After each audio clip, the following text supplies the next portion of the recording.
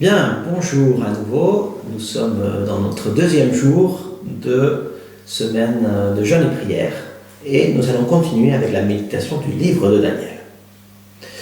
Aujourd'hui, j'ai nommé cette méditation « Rester fidèle à Dieu et à soi-même ». Et le passage que je voudrais vous lire, c'est surtout un verset, le verset numéro 8 du premier chapitre, qui dit ainsi: Daniel prit la ferme résolution de ne pas se souiller en consommant les plats servis à la table du roi, ni le vin de ses banquets. Voilà ce passage sur lequel je voudrais méditer avec vous ce matin.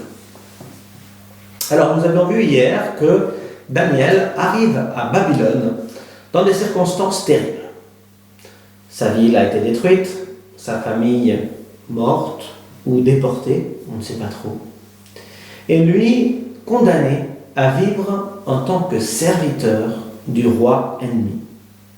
Il y a de quoi se poser des questions au sujet de la protection de Dieu sur nos vies, n'est-ce pas? Daniel fait partie d'un petit groupe d'élite qui va passer un test pour peut-être entrer au service du roi de Babylone et faire partie de sa cour. On pourrait se dire que c'est une bonne occasion.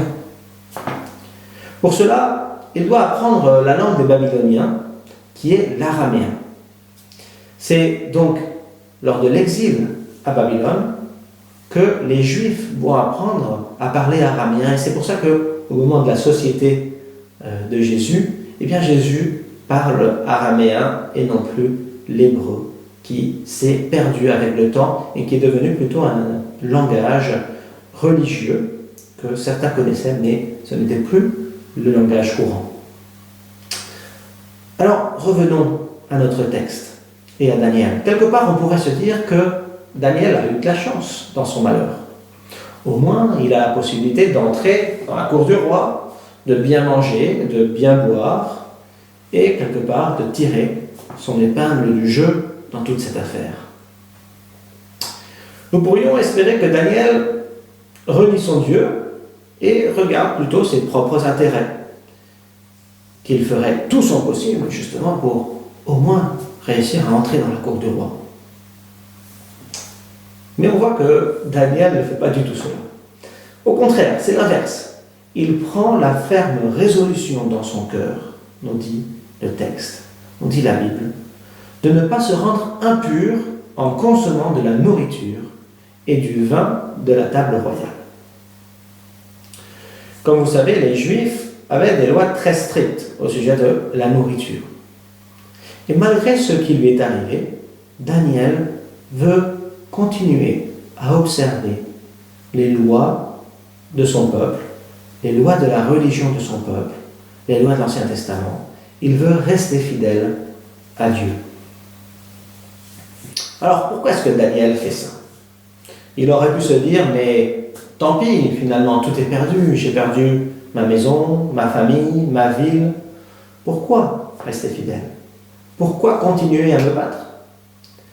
Et en plus, ce n'était pas le seul jeune homme de Jérusalem qui avait été déporté à Babylone. Il y avait toute une troupe. Et tous les autres autour de lui, eux, mangeaient, buvaient de la table du roi. Et pourquoi lui devrait s'en priver alors que tous les autres le faisaient?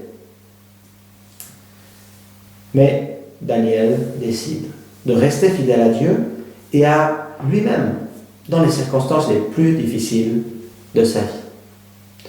Au lieu de se noyer dans les pourquoi et puis de se laisser aller à ce qui va venir en oubliant qui il est et tous ses repères et sa foi en Dieu, il affermit son caractère et il affermit sa foi et sa fidélité en son Dieu.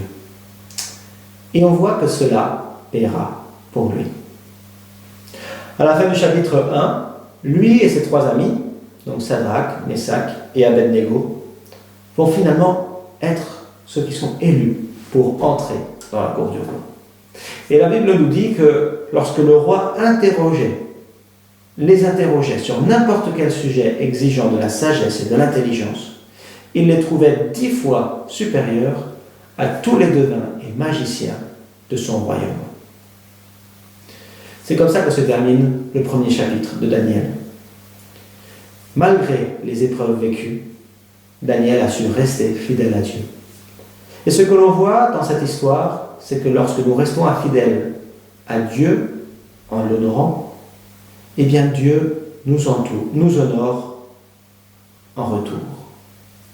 Donc, prenons un moment de recueillement pour méditer cela. Lorsque nous restons fidèles à Dieu en l'honorant, Dieu nous honore en retour.